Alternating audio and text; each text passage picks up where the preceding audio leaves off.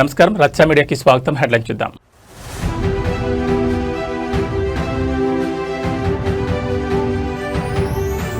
ఢిల్లీలో నీతి Aayog 11వ governing council సమావేశం. ప్రధాని మోడీ అధ్యక్షతన భేటీ.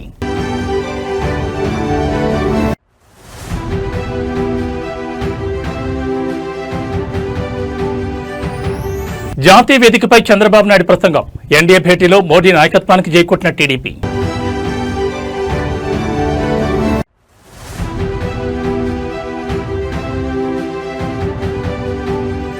కబ్జాదారులపై సీఎం రేవంత్ రెడ్డి ఉక్కుపాదం. హైదరాబాద్లో అక్రమ కట్టడాల కూల్చివేతలకు పూర్తి మద్దతు.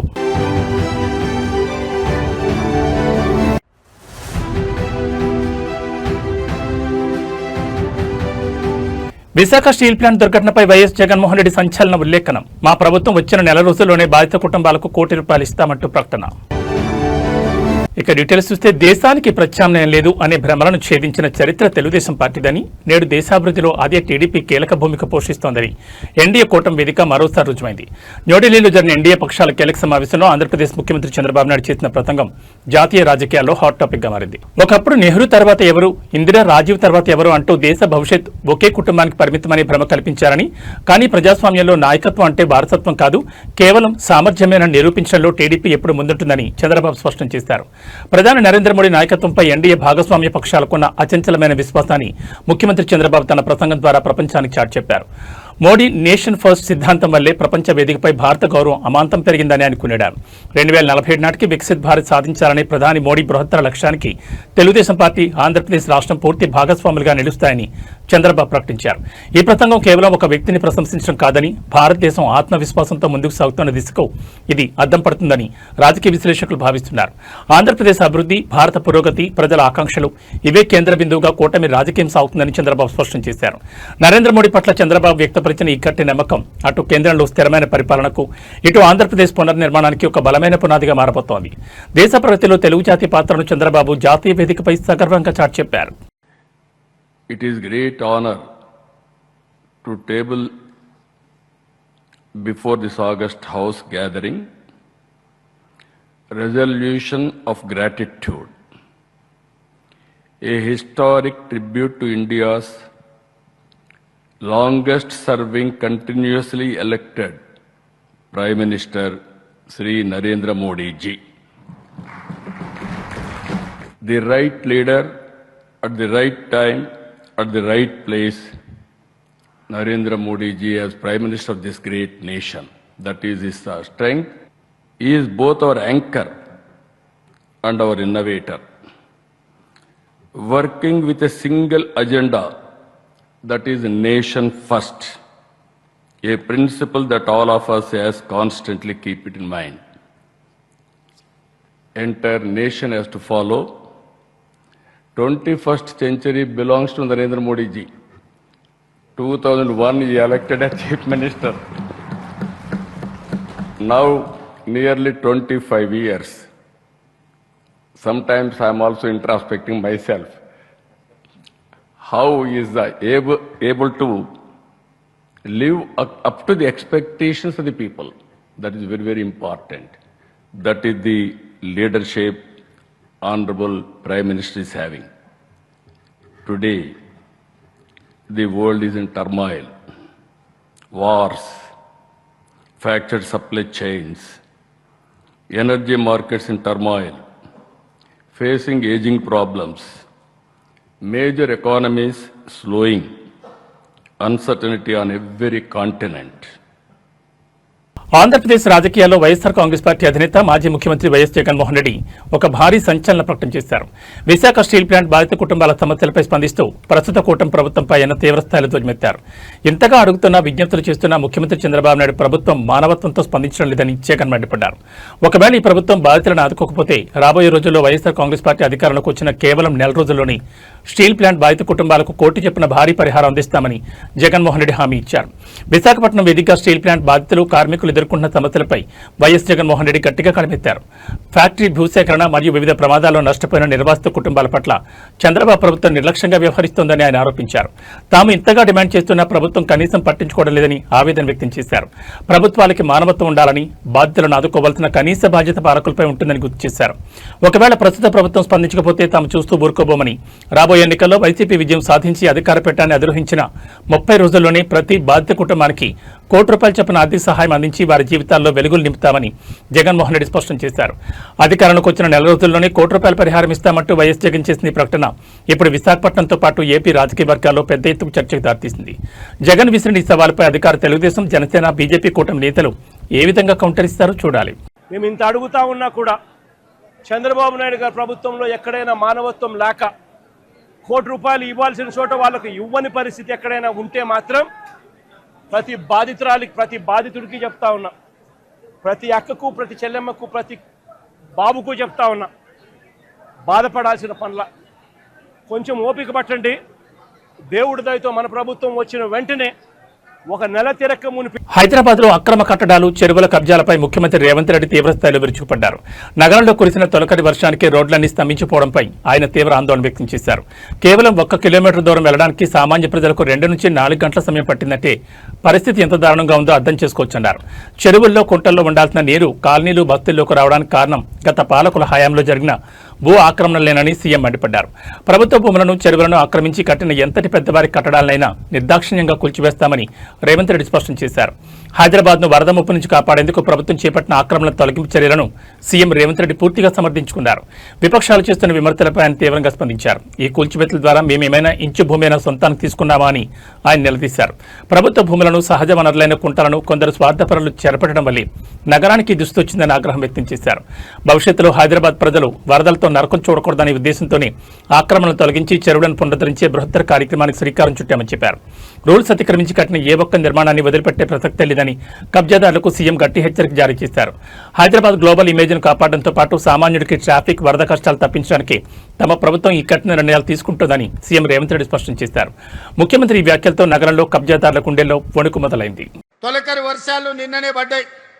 పెద్ద ఎత్తున వర్షం పడలే, రోజంతా వాన వడవలే.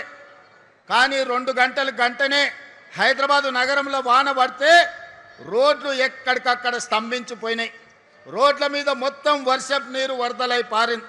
ట్రాఫిక్ అతలాకుతలమైంది. కిలోమీటర్ ప్రయాణానికి 2 నుంచి 4 గంటలు పట్టింది. అంతర్జాతీయ నగరం అని గొప్పలు చెప్పుకుంటే సరిపోదు. అంతర్జాతీయ ప్రమాణాలతోని మౌలిక వసతులను అభివృద్ధి చేసుకోవాలి.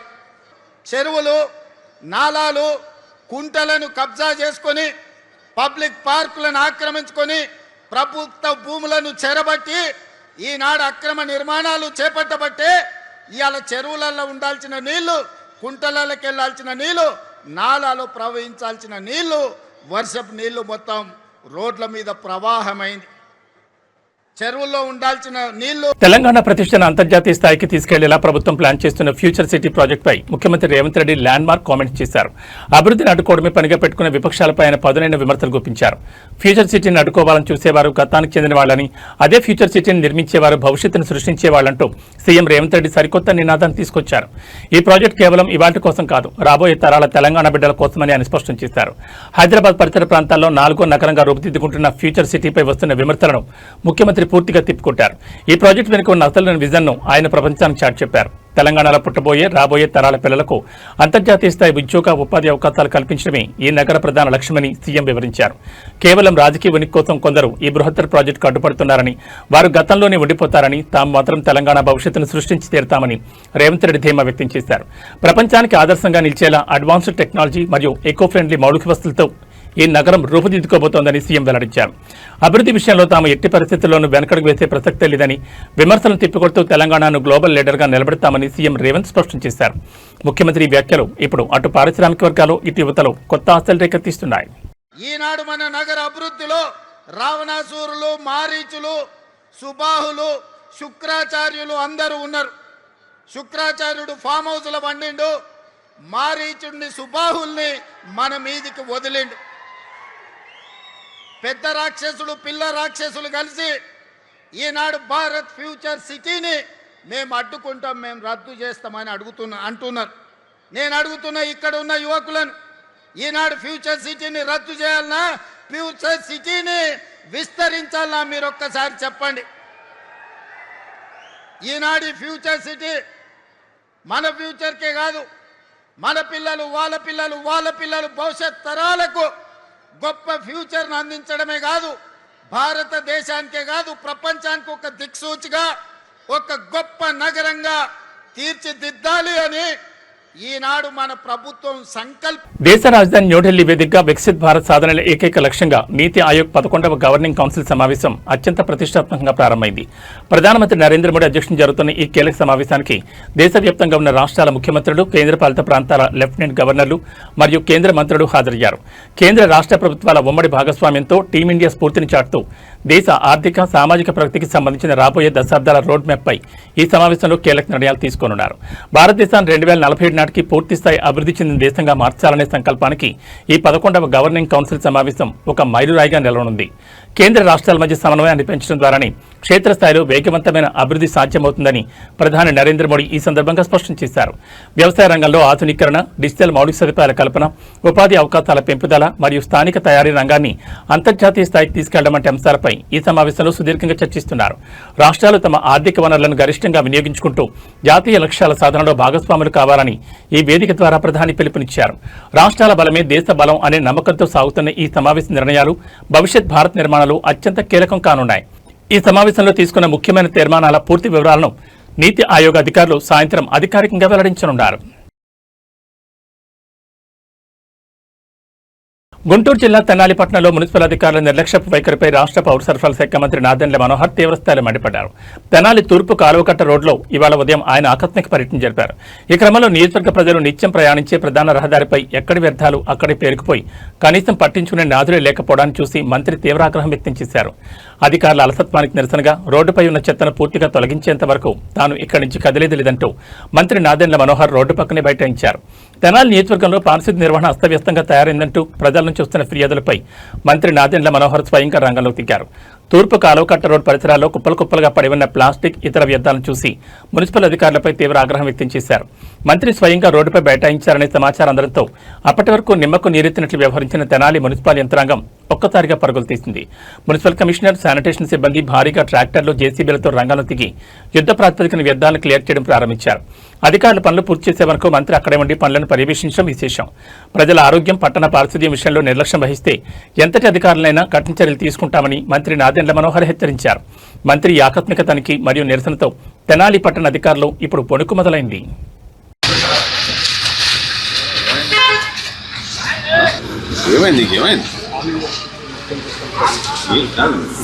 నీకు ఒక బాధ్యత ఉంది, ఏం చేశారు మీరు? 48 గంటల తర్వాత మళ్ళీ నేను వస్తే సేమ్ అదే పరిస్థితి.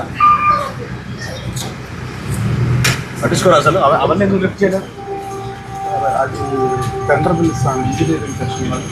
దేని టెండర్ పిలుస్తారు? లిఫ్ట్ చేయడం టెండర్ పిలుస్తారా? మాట్లాడాను సార్. ఎవరు చెప్పారు టెండర్ పిలవాలని దాన్ని లిఫ్ట్ చేయడానికి? మన ఓన్ రిసోర్సెస్ తోటి మన ట్రాక్టర్లు, మన జేసీబీతో మనం లిఫ్ట్ చేస్తుంటారు. దాని టెండర్ ఏంటి? దానికి ఎట్లా? ఎక్కడైనా విన్నావా? ఇది మన ట్రాక్టర్, మన జేసీబీ, మనం లిఫ్ట్ చేస్తుంది. దానికి టెండర్ ఏంటి? మధ్యాహ్నం కాదు, ఇప్పుడు కావాలి నాకు. ఇక్కడే కూర్చుంటాను.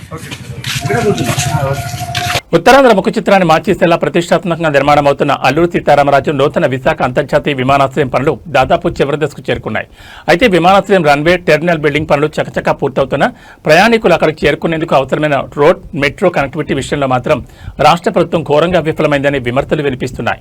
కేంద్ర రాష్ట్రాల అధికారంలో ఉన్న డబుల్ ఇంజన్ కూటమి ప్రభుత్వం ఎయిర్పోర్టుకు సంబంధించిన కనెక్టివిటీ పనులను గాలి కుదిరేసిందంటూ విపక్షాలు మరియు స్థానికులు మండిపడుతున్నారు. భోగాపురం అంతర్జాతీయ విమానాశ్రయం నుంచి విమాన సర్వీసులు ప్రారంభించడానికి గడువు సమీపిస్తోంది. రన్వే పనులు, టెక్నికల్ ఇన్స్టాలేషన్లు దాదాపు పూర్తి కావచ్చాయి. కానీ విశాఖపట్నం నగరం నుంచి సుమారు 40 కిలోమీటర్ల దూరంలో ఉన్న ఈ విమానాశ్రయానికి ప్రయాణికులు ఎలా చేరుకుంటారనేది ఇప్పుడు $1 మిలియన్ ప్రశ్నగా మారింది. గతంలో ప్రతిపాదించిన విశాఖ మెట్రో రైల్ ప్రాజెక్టు పనులు అంగుళం కూడా ముందు కాపాడలేదు. అటు ఎయిర్పోర్టుకు సులభంగా చేరుకోవడానికి ప్లాన్ చేసిన iconic beach road corridor project కానీ ట్రాఫిక్ ఇబ్బందులు లేకుండా నిర్మించాల్సిన ఫ్లైఓవర్ల పనులు కానీ కనీసం టెండర్ల దశను కూడా దాటలేదు. కేంద్రం నుంచి వేల కోట్ల నిధులు తెస్తామని చెప్పిన కూటమి ప్రభుత్వం ఈ మౌలిక వస్తువుల కల్పనలో చేతులెత్తేయడం పట్ల తీవ్ర అసంతృప్తి వ్యక్తమవుతోంది. కేవలం ఎయిర్పోర్ట్ లోపల రన్వే నిర్మిస్తే సరిపోదని ప్రయాణికులకు నగరంతో వేగవంతమైన రవాణా వస్తువులు కల్పించడంలో డబుల్ ఇంజన్ ప్రభుత్వం తక్షణమే స్పందించాలని ఉత్తరాంధ్ర మేధావులు డిమాండ్ చేస్తున్నారు.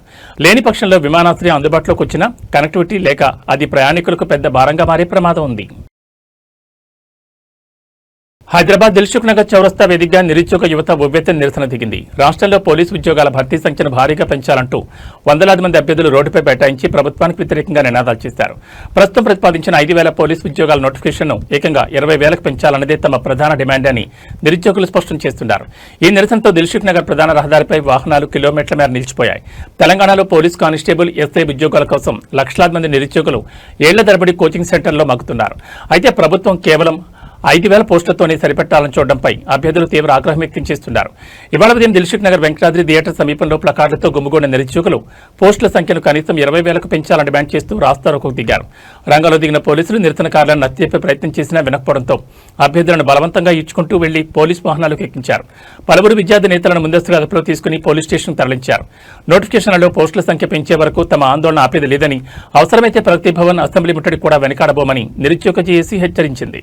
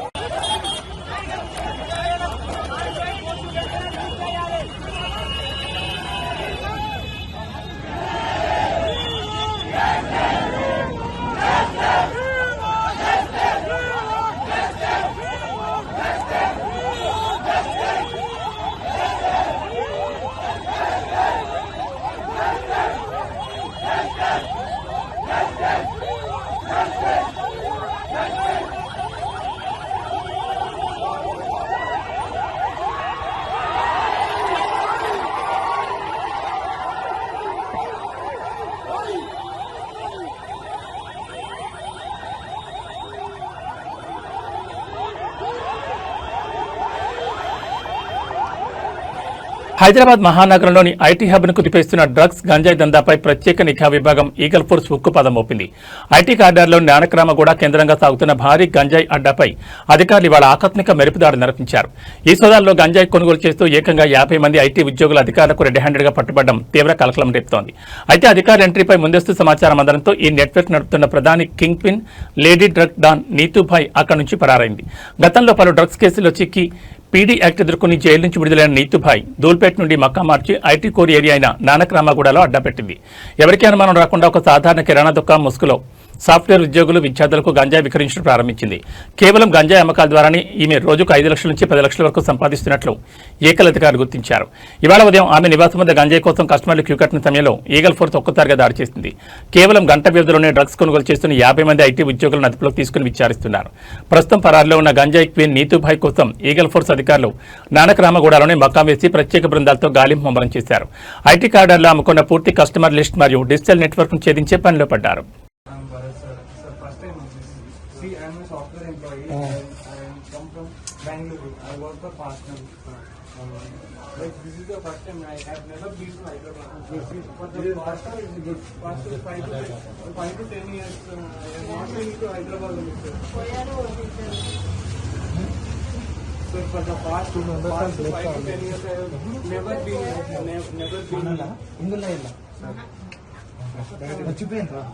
Sir, I happen to ask you, sir, I am Wangala Bharat. My father is an advocate. From Nizam. We are from Nizamabad. My mother is. భారత ఇంధన రంగంలో ఒక క్రేజీ అప్డేట్ చోటు చేసుకుంది. భవిష్యత్ ఇంధనంగా మారుతున్న ఇథనాల్ బ్లెండింగ్ ను మరింత వేగవంతం చేసేందుకు కేంద్ర ప్రభుత్వం కీలక నిర్ణయం తీసుకుంది. అధిక శాతంలో ఇథనాల్ మిక్స్ చేసిన పెట్రోల్ పై ఎక్సైజ్ డ్యూటీలను పూర్తిగా ఎత్తేస్తున్నట్లు ప్రకటించింది. దేశంలో ఇప్పటికే విజయవంతమైన E20 లక్ష్యాన్ని అందుకోవడంతో పాటు సరికొత్తగా E85 ను లాంచ్ చేసిన నేపథ్యంలో ఈ క్లీన్ ఫ్యూయల్ కు ఉన్న అన్ని రకాల ఆర్థిక అడ్డంకులను తొలగించాలని కేంద్రం డిసైడ్ అయింది. దేశంలో కాలుష్యం తగ్గించడంతో పాటు భవిష్యత్తులో 100% ఇథనాల్ బ్లెండింగ్ దిశగా భారత్ ను తీసుకెళ్లడమే కేంద్రం యొక్క ప్రధాన వ్యూహం. ఈ ఎక్సైజ్ డ్యూటీ రద్దు నిర్ణయం వల్ల ఇథనాల్ ఇంధనం సామాన్యుడికి మరింత చౌకగా అందుబాటులోకి రానుంది. తద్వారా విదేశాల నుంచి దిగుమతి చేసుకుని క్రూడ్ ఆయిల్ భారం తగ్గి అంతర్జాతీయ మార్కెట్లో చమురు ధరల ఒడిదుడుకుల నుంచి మన ఎకానమీని కాపాడుకోవచ్చని కేంద్రం భావిస్తోంది. అంతేకాదు బయోఫ్యూయల్ అయిన ఇథనాల్ తయారీకి చెరకు, పాడైపోయిన ధాన్యాలను ఎక్కువగా వాడుతుండటంతో ఈ నిర్ణయం వల్ల దేశంలోని కోట్ల మంది రైతుల ఆదాయం కూడా భారీగా పెరగనుంది. మొత్తానికి పెట్రోల్ ధరల బారి నుంచి సామాన్యులకు ఉపశమనం ఇస్తూనే పర్యావరణానికి మేలు చేసే గ్రీన్ ఎనర్జీ దిశగా కేంద్ర ప్రభుత్వం వేస్తున్న అడుగులు భవిష్యత్తును మార్చేయబోతున్నాయి.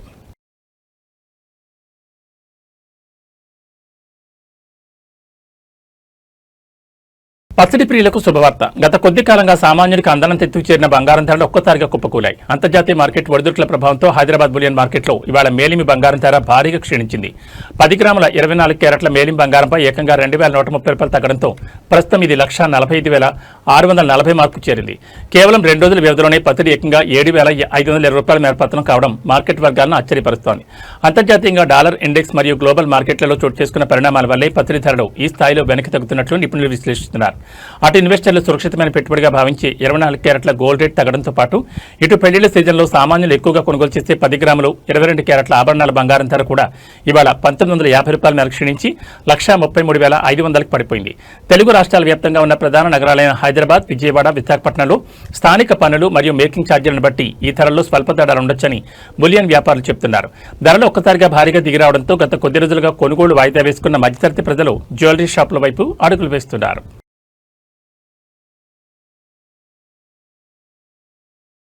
తెలుగు రాష్ట్రాల ప్రజలకు వాతావరణ శాఖ అత్యంత కీలకమైన హెచ్చరిక జారీ చేసింది. ముఖ్యంగా హైదరాబాద్ నగరవాసులకు ఒక బిగ్ అలర్ట్.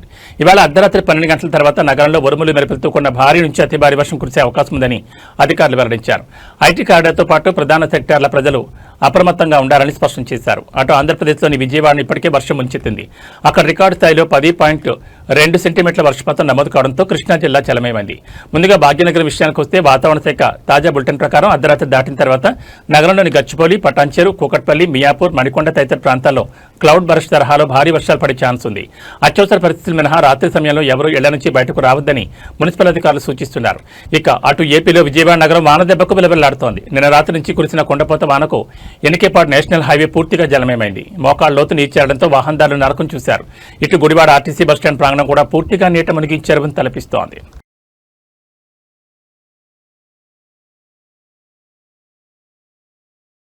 ఇవి బులెటిన్ విశేషాలు. మరో బులెటిన్లో మళ్ళీ కలుసుకుందాం. నమస్కారం.